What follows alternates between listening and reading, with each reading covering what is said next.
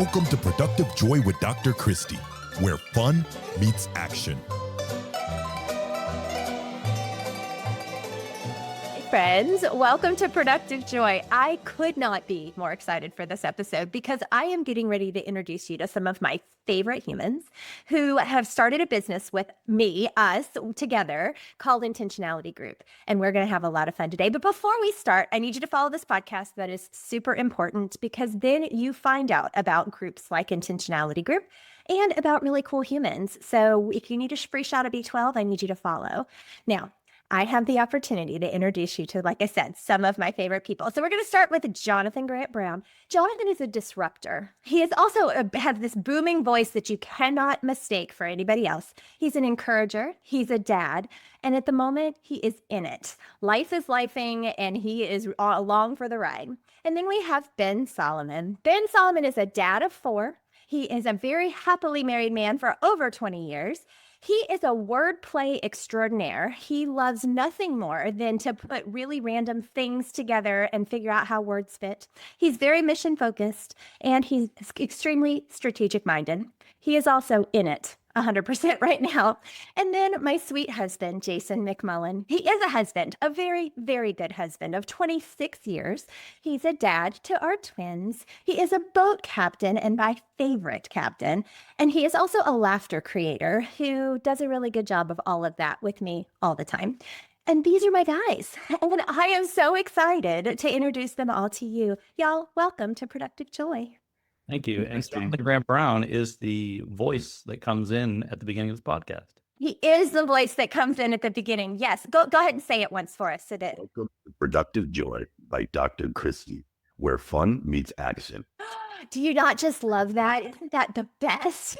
And actually, fun fact, all 3 of these guys have been guests on this podcast. So Jonathan was my very first guest ever, which was pretty special and exciting. And then Ben was my episode on productive sadness, which was such a powerful reminder that we can produce joy in the muck and mire when things don't go exactly according to plan. And then Jason and I had the honor of doing an episode together for our kids when they got married. So if you haven't listened to those episodes, go back and listen. But right now, I need you to stay right here and talk to us. So we decided, gosh, guys, has it been about 6-8 months ago that we would put our brilliant minds together and come up with something that we think the world really needs. And that's a little more intentionality, a little more thoughtfulness, a little more purpose behind how they treat humans and how businesses train their people. And so we decided to keep this a little free flowing, and I'm kind of excited about that too. So the guys are kind of probably sitting on pins and needles and right now going, okay, who's she going to start with and what's she going to say? And I'm okay with that because I think Still haven't seen Mr. Toad's Wild Ride and we're hanging on. We don't know where we're going. Yeah, this is a little like Mr. Toad's Wild Ride. I appreciate that. So if I had to ask you all, why Intentionality Group for you? That's my first question. I want to know why you think this is something worth putting some time and energy into. Ben, you're laughing, so I'm going to make you go first because you didn't know I was going to ask this question. Well, no, and I'm already a little offended because Jason just assumed that everyone has watched Mr. Toad's Wild Ride. And I was like, I don't know that I have watched Mr. Toad's Wild Ride. So yeah, that's new to me as well. The ride at Disney World, you get on and the thing's all crazy. It's even a movie. No, it's not a movie. Although maybe they did make it a movie. Did they make it a movie? I don't know, but see, This this is our Florida-centric folks just assuming everybody has season passes to Disney, and it's just not true for us middle of the country folks. So, all right, Tracy, throw the question again. Now I'm focused. I'm ready to answer. That was good. So Ben, why Intentionality Group? Why is this something that you want to be a part of?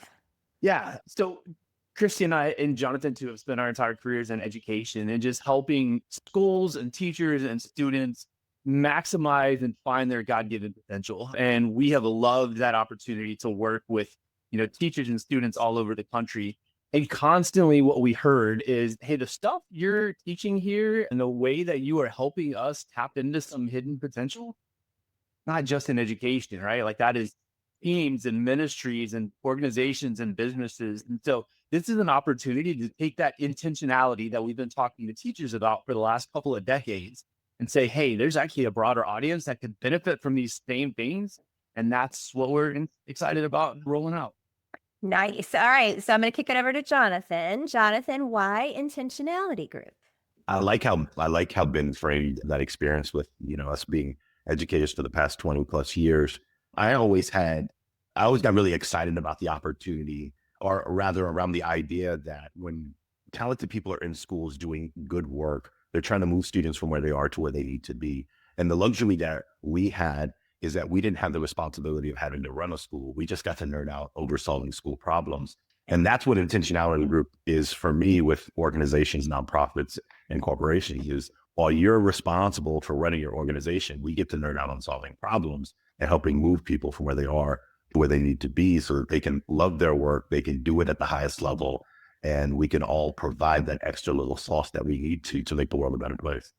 So I love it when you say nerd out, because I think that is kind of what we're doing. Can you give a little more context to what you mean when you say that we're nerding? Yeah, so it's kind of like a layered statement, right? I self-identify as a nerd in my family. Being weird is a cool thing. So for my daughter, being weird is not a bad thing. Just be yourself and lean into it. But being a nerd is also an intentional, strategic approach, right? There's a strategy to being a nerd, and there are best practices and habits that, when implemented in professional learning and professional development, when implementing in the way we lead teams, it helps us exponentially increase our impact and also create a space where people want to be there, right? Successful people love to help other successful people. And so when we nerd out over solving problems, it's not just being really smart people trying to figure it out, but it's bringing a strategic, intentional approach to solving problems within leadership, solving problems within teams and within training so that we can move the needle significantly and deliver big impact. Love it. Love it. Okay. So Jason, why Intentionality Group? You named it. You've talked about intentionality for decades. Yeah, I think that I'm obviously not the educator, quote unquote, in the room. I'm the corporate guy who's, been in the mortgage business a very long time and seen lots of different trainings and different approaches to leadership and all kinds of things.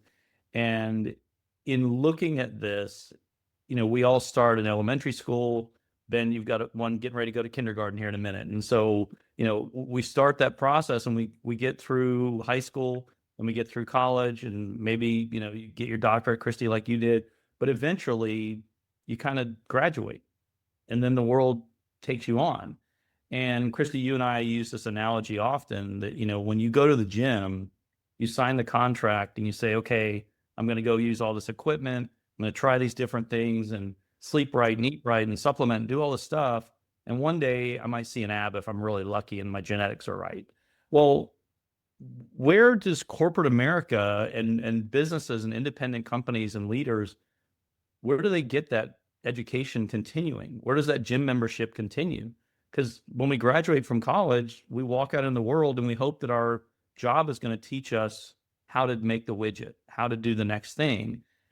And if that person is just because they've been there the longest and know how to do it, may not be a leader, may not be somebody that knows how to train others or wasn't designed to, hey, I didn't sign up to make this widget only. I wanted to, be an accountant, but I'm here making this widget.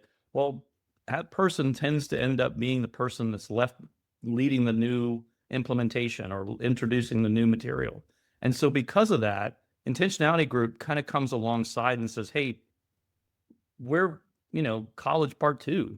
We're here to help you continue your educational process with the intention of making sure it's done in a way that's effective and people are feeling valued and appreciated. You're getting all of the things that you need so that your team and your culture aren't spending the majority of your time dealing with turnover and rehiring and firing and rehiring and firing, but you've got people that are invested. And I think that really speaks to me.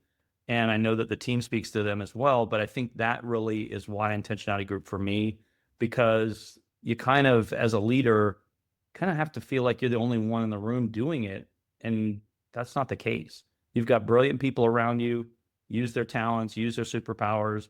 And that's something that this team brings out of every group we've ever been with. Yeah. Go ahead, Jonathan. There's a big difference between being able to do a job and owning the knowledge, processes, and actions to do it well. Yeah. Right. And that's the learning process that Jason was just talking about. That's that continuing education process that he was mentioning. And what excites me about that work is not only is there an art to doing it, but letting people lean into their unique genius when they're doing it really makes that experience phenomenal for everyone involved. And I like the fact that we all have an element of that unique genius around.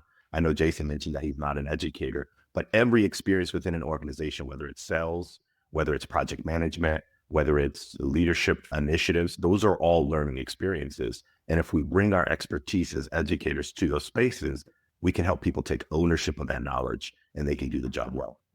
Absolutely. And we've done a lot of research around why people quit, right? And people quit things that aren't fun. But it's ultimately, and I'm going to define fun in a second, but ultimately it's because they don't have role clarity.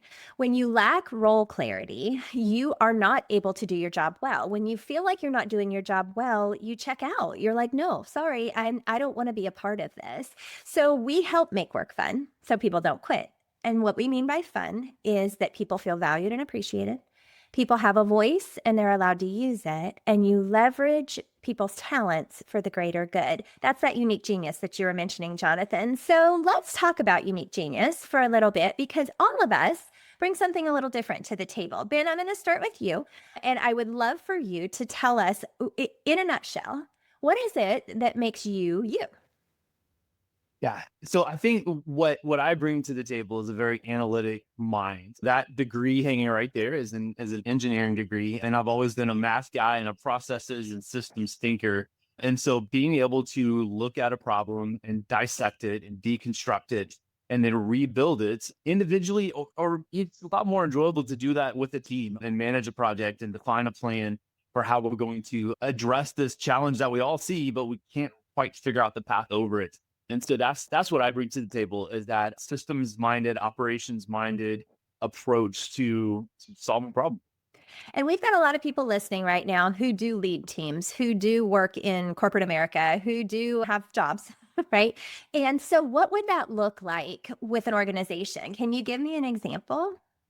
Yeah, for sure. So one of the things that we have as part of our suite of resources is a tool to help organizations really assess what's working and what's not, and not just guessing, because I feel like a lot of times we're trying to solve problems that isn't really even the real problem. And we haven't taken the time to really do the analysis and figure out, like, is this a knowledge gap? Is this a skill gap? Is this a will gap, a competency gap, before we start figuring out the treatment plan for that?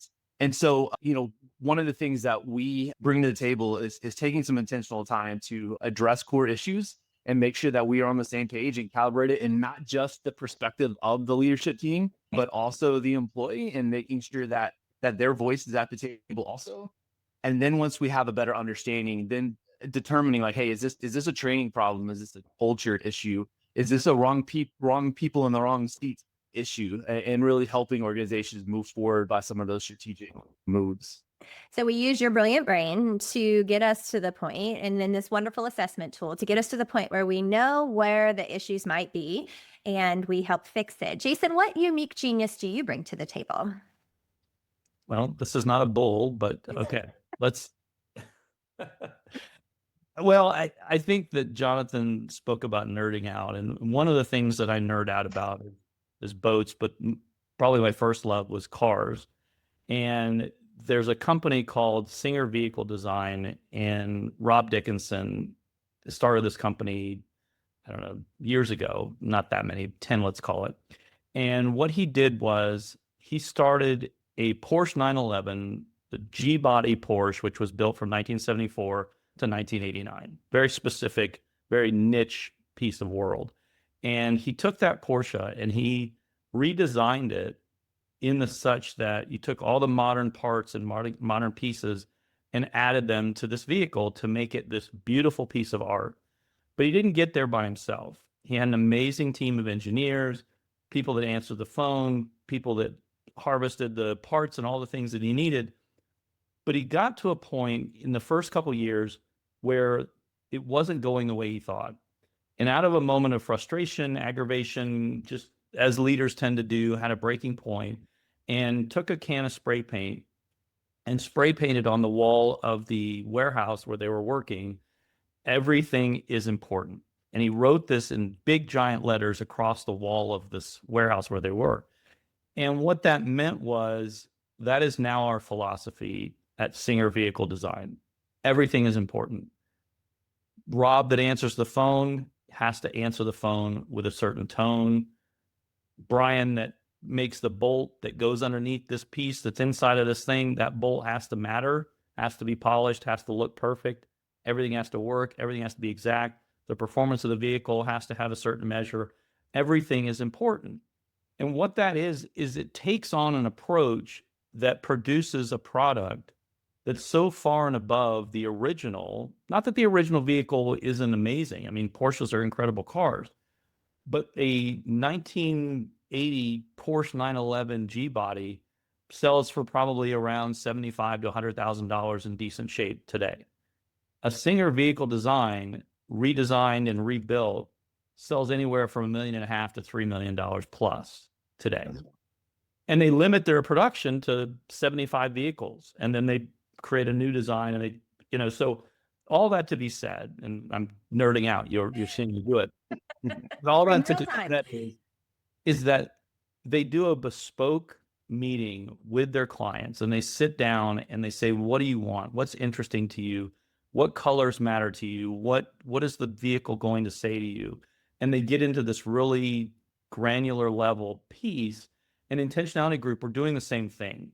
We're sitting down with a client and we're saying, where are your challenges? We've used this assessment tool. We know what's going on with your company internally. Where are the people? What's going on with your people? How well do you know your people? What's going on at their home? What's going on in their day-to-day? How's their management? How all these different layers. And then we build a plan. We build that vehicle to be that perfect precision vehicle that you can move forward without the risk of hire, fire, wrong person, wrong seat, all these things. These are elements that we really focus on and help teams develop and build through the expertise and the superpowers here on this team. So long-winded answer, but I hope it made a point. It was. Go. Yeah, I just wanted to point out, once we get to the point where we're ready to buy a company car, I think it's pretty obvious what the make and model. I've already got one picked out. Don't worry. I think the car is beautiful, but I'm not fitting in that bad boy, so we are not getting. The SUV version of okay. Yeah, I don't think it's going to fit all four of us ever. So yeah, and Jason, what your unique genius is noticing the details and recognizing all of those pieces and how much they matter. But what I appreciated about what you just said is that at Singer, the people matter.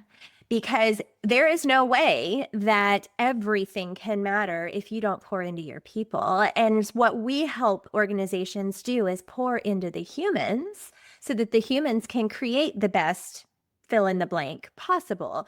But what we tend to do, and I say what corporations tend to do is they look at the bottom line and they say, okay, we need to make this widget faster, better, whatever.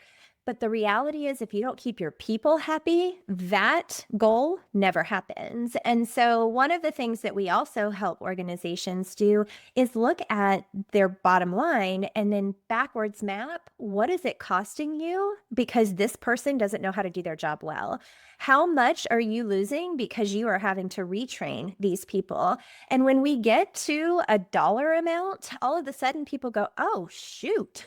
This is millions of dollars. We really need to do something to plug this hole that often gets ignored because it's hard to quantify until you back it up. So thank you for your example. Jonathan. And I think that I was just going to finish that statement with, we allow folks to operate outside of the performance zone and allow them to work in the learning zone where the consequences are minimal, if not zero, to allow them to try something without the risk of losing a client, without the risk of something going terribly wrong.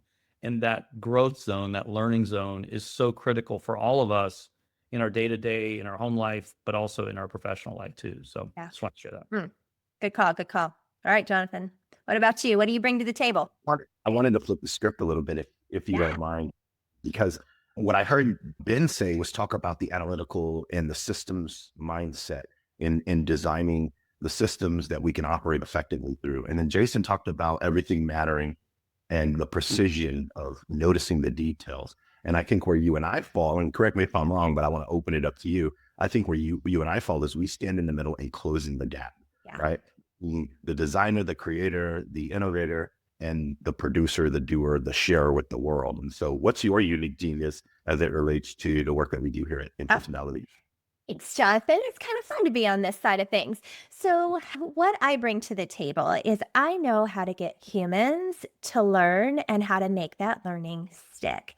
So, it's one thing to have a really great system that works beautifully, but it only works if the humans involved know how to work it. And it's great to say that everything matters, but if I don't know what I'm exactly supposed to do, there's a problem. But we tend to deliver information in a way that people can't absorb. And that's unfortunate, and it's also costly. So when you think about it, if you run a meeting and that meeting lasts for an hour and you have 3 to-do items in that meeting, but you don't take the time to make sure that the people sitting in the meeting know what they're supposed to do after the meeting, you wasted an hour. Well, if you've got 10 people on your team and they're each getting paid $100 an hour, that was a really expensive mistake. So learning has to be safe, logical, fun, and memorable. And anybody who's listened to this podcast has probably heard me talk about this at some point or another. I'll be super brief, but safe means that you make people feel like it's okay to make mistakes, ask questions, and learn with you. And that's as simple as learning people's names or finding out what their favorite food is and having that catered in. Taking care of the human side of things and making them feel safe is the number one. Logical means that you have to have a plan, you have to stick to the plan, and you cannot be the only person who knows the plan. So often we do dumb things like, I need you in my office in an hour. Well, what happens during that hour? Yeah, you panic, right? Like nobody's thinking, yes, I'm going to get a raise. This is the best day ever. No. You're thinking, oh my gosh, what did I do? How do I fix this? Instead, I need you in my office in an hour. It's to talk about the Smith file because they're coming in at 2:00 and you know more about it than I do. That's a totally different hour. So we help organizations be more logical in how they approach things. Now, that might happen with the leadership team so that when they're working with their teams, they do a better job. That might happen with the employees. How do we set up a better system for handling this? And so that logical piece kind of runs the gamut. Fun, we also mentioned earlier, but oh my gosh, is it important? Our brains only fire neurons when there is some sort of excitement, energy, emotion tied to what we're doing. But we don't evoke a lot of emotion at work because somehow we think that work and fun are mutually exclusive. They're not. And when they are, people check out. So whether they quit or quiet quit, it's a problem. So you got to make it fun. And then memorable, you can't be a one and done. And we are not a one and done. We sprinkle, splash, flood. Drip, drip, drip information. So the sprinkle splash is like the email before the meeting, right? Like here's what we're going to talk about. Here are the 3 things that you need to know. But then the flood is the meeting or the training or the event or the podcast right now where we're flooding you with information and you're like, whoa, that was a lot. You can't absorb it all. So you have to drip, drip, drip. That's where you might get an email from us afterwards that says, hey, here's this podcast, go check it out.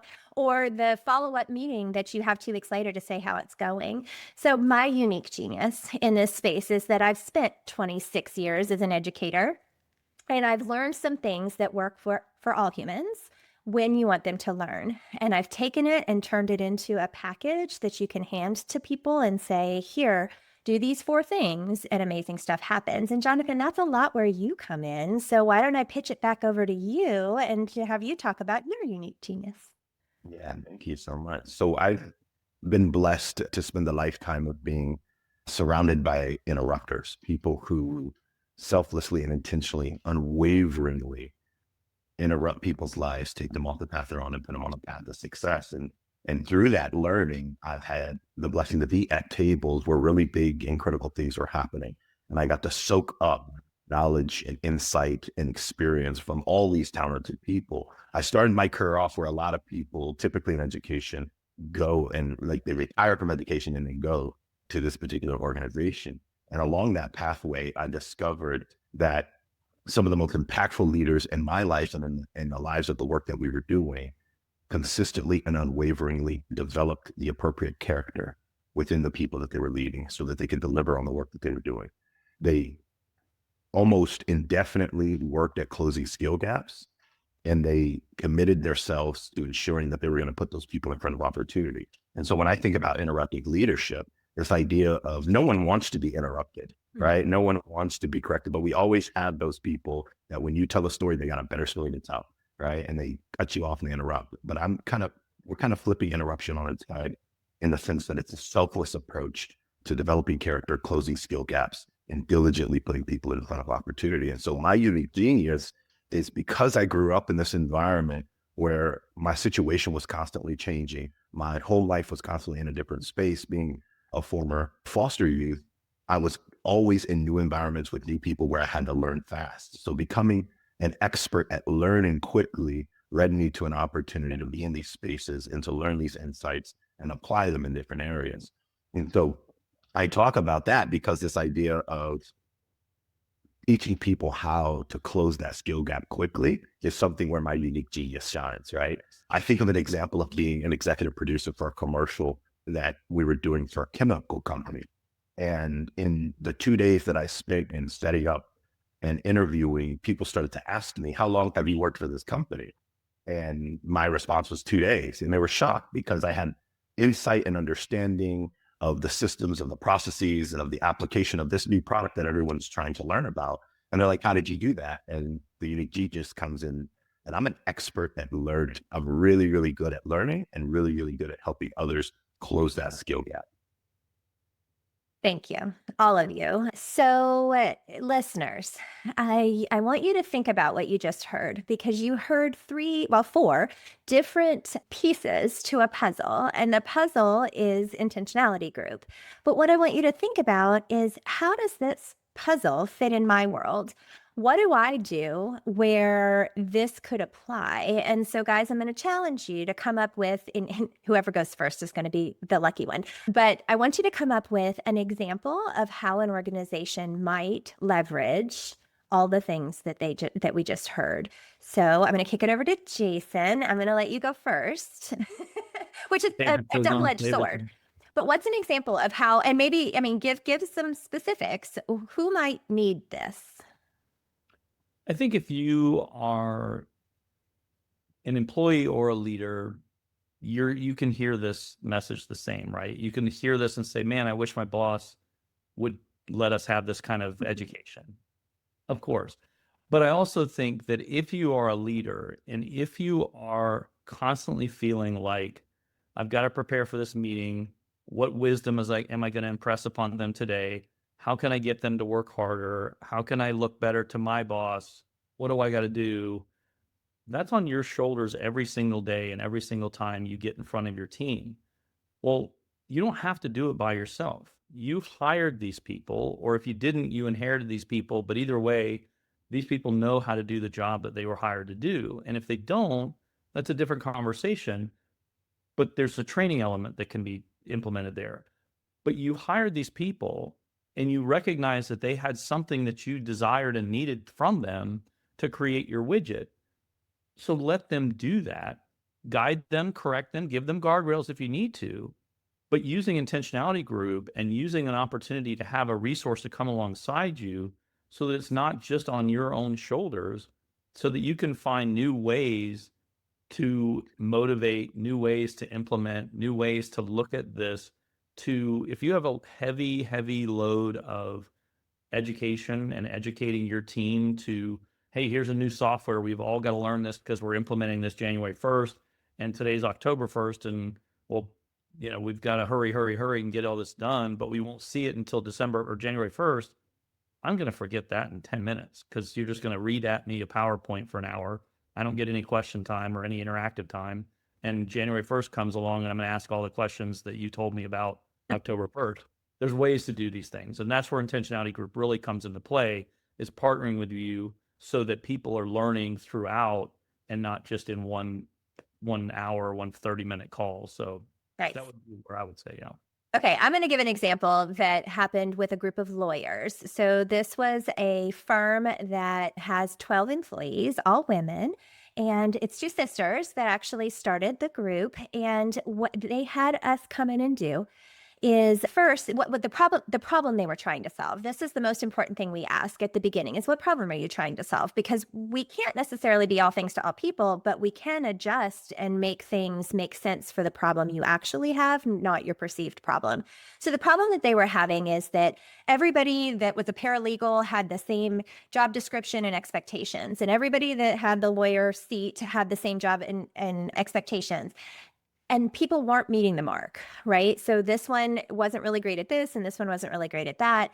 And so we started with a personality test, and we had each of the 12 women take this personality test and then bring their results to the table. And we talked about the fact that, okay, this one is, we actually use the Enneagram. So this one is a 2, and they really like to take care of people and make sure people are okay. This one's an 8, and they're going to get things done, and they really don't care who gets in their way. They're just going to make things happen. And this one's a 7, right? Like so they came to the table with that information, and then they grouped according to their personalities and determined what their superpowers were. And all of a sudden they realized, okay, well, we nailed it with the front desk lady. She is exactly who needs to be the first person who greets these people that come in who are at the lowest point in their life. This was a family law situation, a lot of divorce cases, and so when they came in, that was the right person. But then they had people who were really, really good on the phone, never talking to other humans. And they're like, wait, why are we doing that? This person needs to be solely responsible for. And so by the end of our time together, what they did is they rearranged job descriptions so that people were able to operate in their best selves. And all of a sudden, everybody became a little happier at work. It wasn't that they changed everything about what they were doing. They adjusted according to people's genius. So there's an example of why you might need us. If people aren't operating at their best at the moment, we can help diagnose that, but then more importantly, shift it so that good things happen. So I'm going to kick it over to Jonathan. Ben, I'm giving you all the think time because I want you to come up with a big bow to wrap this bad boy up in, okay? Yeah. And can I ask you to reframe the question one more time? Because we Yes. kind of can't. So why would somebody call Intentionality Group? The people that are listening are going, okay, that's lovely, but how does that apply to me? Can you give an example, or who might actually use us? So I'm going to frame this through the lens of 2 quick stories, very distinctly different. One, a chemical company, and one, a doctor's office, right? So the chemical company has produced a new product, and its innovation in the market, it really provides a great savings to the end user, and it's a technology and a hardware that people have to learn very, very quickly, right? The unique genius behind this particular organization is they have a lot of hands-on care with every partner. And so you have your chemists and your engineers who know the product and the insight thoroughly. And then you have your sales team and you have your partners who have absolutely no idea what's going on. They just recognize that this is going to help us do our job really well, and it's going to save us a lot of money. And so what we look at is how to design a university, a training facilitation experience to close the skill gaps between those chemists and those engineers and the end product users and the sales team. Because what was happening in training is these brilliant people with all of this knowledge were coming in and sharing very insightful information, and it was completely going over the heads of everyone else in the room. And as people left, you could visibly see the stress that they were in as they're leaving, trying to wonder, how do I teach myself this? Now, if you've ever went to college and you sat in a classroom with a professor that was super, super smart at what they did, and they shared insight, and you walked out thinking, man, I'm just going to have to teach this to myself later. That's what that experience was like. And so what we do is we help close that skill gap, redesign those professional learning experiences so that that learning can stick, as you mentioned, Christie. The second scenario is at a doctor's office where it's an all wraparound service. You have the doctor, you have the pharmacy, you have the vision and hearing testing all in one, and it's for underinsured or no insured people in the community, our most at-risk members in the community. And this is a space where you can imagine a lot of people are coming in with a lot of life that has happened.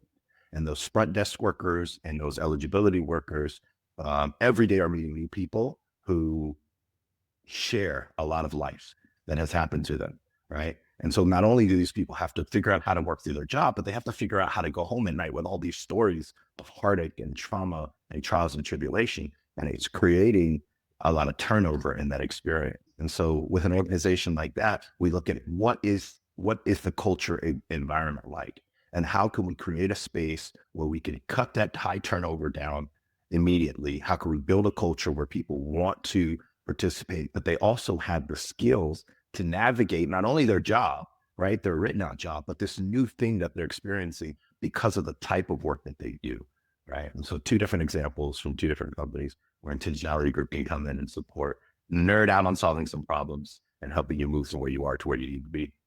Yeah. So for our listeners, Productive Joy is meant to give you that free shot of B12. That's really what this is, right? Like, so when you think about Intentionality Group, we come in and meet you where you are, give you what you need to get over the hump to where you want to be, and then guide you through that process. Ben, take us home, friend.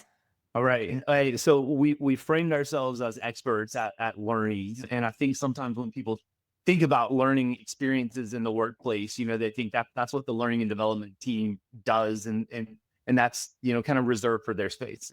And as we engage with more and more companies, what we found is that there's a lot of opportunities for learning that go on within the infrastructure of an organization, a lot more than just L&D. It's onboarding new employees. It's running an effective meeting. It's managing a project.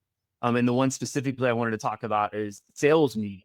You might not think, hey, a sales meeting is actually a learning experience, but we've engaged with a couple companies where we got to sit in on their sales pitch, one for an hour, one for an hour and a half. And then at the end of that, give them some feedback on, hey, stay logical, fun, and memorable. You might have gone 0 for 4 on that. Our feedback was a little bit softer than that. But just thinking about like, hey, you talking at them for an hour is not an engaging learning experience. You diving straight into the context and not front loading desired outcomes or expectations is not going to make this memorable for them. We have to give them some learning schema in order to hang that learning as you present.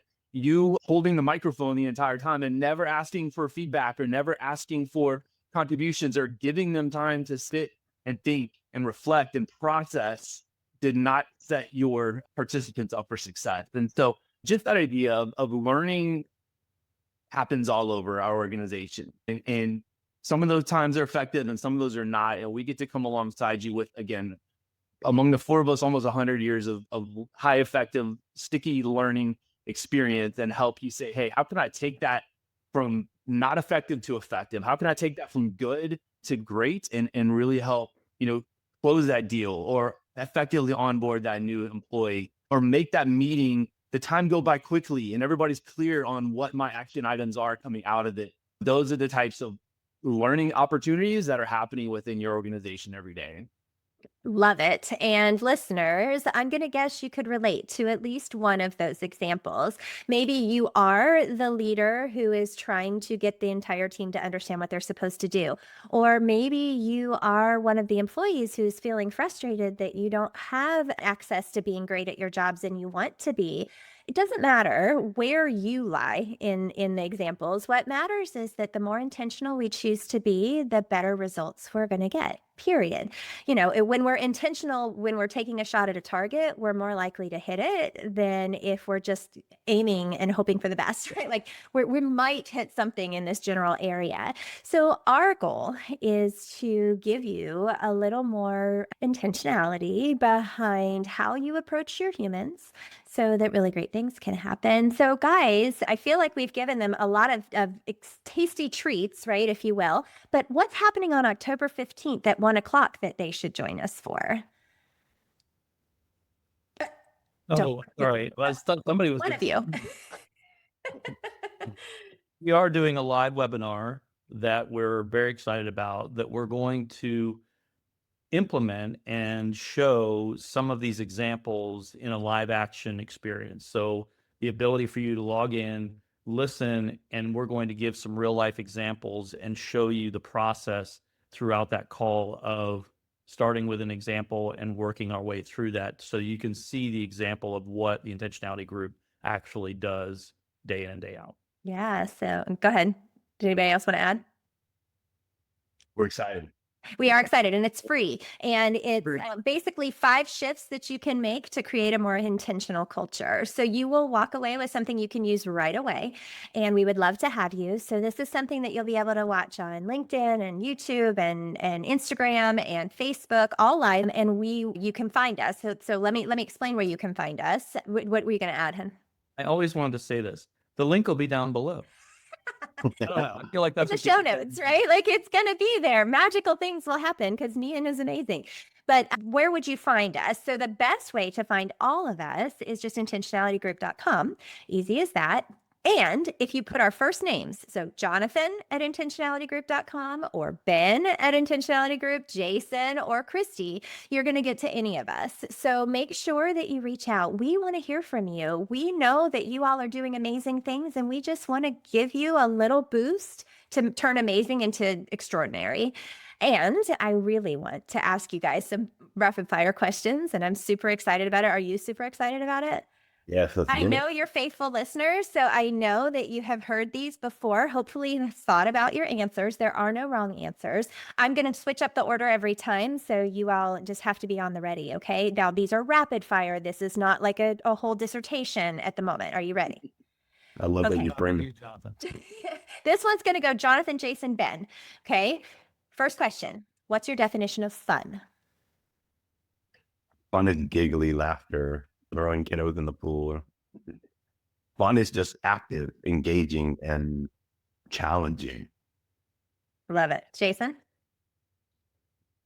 Fun for me is taking heavy, intense, really serious moments and making everyone laugh in the middle of it. That is fun for you. Ben? I'm a hypersensitive person to time. I'm always time aware. And so fun is when time ceases to exist and you look down and you're like, where did 3 hours just go? Love it. Love it. All right. This one's going to go Jason, Jonathan, Ben. No, Ben, you went last time. Jason, Ben, Jonathan. How do you know that you're showing up as your authentic self? My authentic self is when I am not distracted. I'm easily distracted, looking at my phone, looking at notes, looking at another screen somewhere. If I'm just in the moment and enjoying it, that's my authentic self. Ben? Yeah, I would say I'm a naturally inquisitive person. I really seek for deep understanding. And so when I'm in meetings and teams and conversations where I can just ask questions without having to wordsmith them in my mind before I ask them, or just say, I'm not really going to ask that question right now, that's when I know that I'm in the right zone. Nice. Jonathan? Rapid fire. In the beginning, life was happening. One of the descriptors you offered me, life is lifing. And I know I'm showing up as my authentic self when life can be happening, and I can still enjoy the conversation and the engagement around the people that I'm with, because I trust them, they trust me, and we know we're all here for a purpose of moving the needle to a better place. Good answer. All right. This one, I guess, will go Jonathan, Ben, Jason. How do you channel your best self on your worst days? I learned something new recently, and waking up early in the morning and running all of the stresses and frustrations and things that are happening in your head. And a good friend of mine said, just sit back and say the Lord's Prayer. Redirect your attention on that. And if you can get through it without getting distracted again, that's when you get up and you start your day, because you're recentering yourself on something that's positive and intentional and connected to a core value of yours. And so that's how, when I show up as my best self, is when it's getting me and I feel that anxiety or that frustration building. I refocus, recenter, I say the Lord's Prayer, and then at the end of it, I know, boom, I'm ready to rock and roll. Nice. That's new for me, though, and I like it. It's working. Hey, if it's working, that's great. It's tough to top that. Come on, Jonathan, but no, I will. I mean, Christie, you and I have talked a lot about shame and the toxic shame cycle that I've lived in for a long time. And that is the toggling between needing to be superhuman and then not meeting those unreal expectations of falling to subhuman and then coming back out to superhuman. And so my worst self, not my best self, is that subhuman part. And so it's just that daily reminding of living in between those two in the human realm, having grace, having forgiveness for myself, and just saying, hey, I'm going to be honest. I'm going to be myself. I'm going to make mistakes, but I'm going to give you the best I have in any situation. And that grace to self is probably the hardest grace to give. We give a lot more grace to others than we do ourselves. Jason, how do you channel your best self on your worst days? Okay, so I've had a lot of them, but I've had a lot better days than I had bad days. And I'm writing a book currently called Out of Judgment. And as I'm working through this book at 52 years old, I'm realizing that I don't have to be perfect, and being able to be vulnerable with people and somehow asking a question that makes me appear that I don't know the answer is okay, because I don't. And it's okay to ask more. And Jonathan, I respect you because you said earlier, you're very inquisitive. Ben, you're very inquisitive. You guys are teaching me that you can't always be the smartest guy in the room. Most of the time in my life, I'm not, but I pretend to be. And so being able to recognize that on my worst days, it's usually the day I'm trying to pretend to be more than I am. So I'd say days when I can admit that I'm not as good as I want to be. Jason, you're one of the 4 smartest people on this call right now. I can confirm that for sure. I'm fine. That's brilliant. This is honestly. I mean, top notch right there. All right. Perhaps the hardest question I'm going to ask you, gentlemen, today, because lots of really brilliant things have been said. But people by nature grab onto one. And so you each get one. But what's the one thing that you really want people to walk away with today? And Jason, we'll start with you, and then Ben, and then Jonathan. Well, I spoke about Singer vehicles, and we talked a little bit about that. And I think that I'll end with that as well, in that everything is important. We often focus on our bottom line. We often focus on the people or not the bottom line, and the company fails. But ultimately, everything's important. And so it's not focusing only on the emotional, huggy-feely, touchy stuff every day, because that doesn't get the widget made. But it's balancing all those things and making those things important to your culture and your community. Nobody has to be OCD, crazy, over the top, Singer, everything's so granular and so specific. But your culture can support more mattering, more things to matter, and being able to focus on your people and being able to make those people feel valued and appreciated. Nice. Ben? Yeah, I think to me, the thing I'd want to double click on is most of our day is spent in learning opportunities. Either I, as an individual, are learning, or I am helping those around me learn something and get better. And so every one of those learning opportunities can be ineffective or effective. And so the intentionality around how can we make sure that as many of those learning opportunities as possible are as effective as possible. Ultimately, your bottom line, the success of your team, your ministry, your organization is just a function of how well are we doing at growing and learning with every opportunity. And so that's the intentionality, that whether or not you partner with us to help you examine and grow that intentionality is up to you, but we would definitely encourage you to be thoughtful and intentional and recognize, like, oh, how can I excel still more in every area of our organization, every second of our day. Love it. All right, Jonathan, take us home. Super simple. Be the interruption. Be that consistent and unwavering interruption. If you're a leader, be the interruption that says, hey, you know what? Something different needs to happen. And the only way it works, though, is if it's done with selfless pursuit of those 3 goals, right? That developing the right character, closing those skill gaps, and pursuing that opportunity diligently, right? So be the interrupter if you're a leader, be the interrupter if you're an employee. Hey, something different has to change. Hey, something different has to happen. And so how can I be the interruption that introduces a new opportunity to the work that we do, so that I want to be here more and I want to deliver better and higher and faster and just enjoy the work that I do. So just simply be the interrupter. I love it so much. And so the original reason I started this podcast was because I wanted a platform where my brilliant friends could share the awesomeness that they are on somewhere that others would hear it. Because I felt like I knew things about my friends that others didn't, and they needed to. Today was such a productive joy moment for me to get to share the brilliance of this team with the world and let people know that, hey, we each come in with something a little different, but together we're pretty unstoppable. unstoppable and really amazing things can happen. So whether it's that you're remembering that everything is important, or that learning opportunities happen all day long and you get to decide if they're effective or ineffective, or being the interruption and making sure that you are interrupting the status quo and making amazing things happen, I hope that you are walking away with a nugget or 2 or 6 of wisdom that you can use right away so that you can turn fun into action.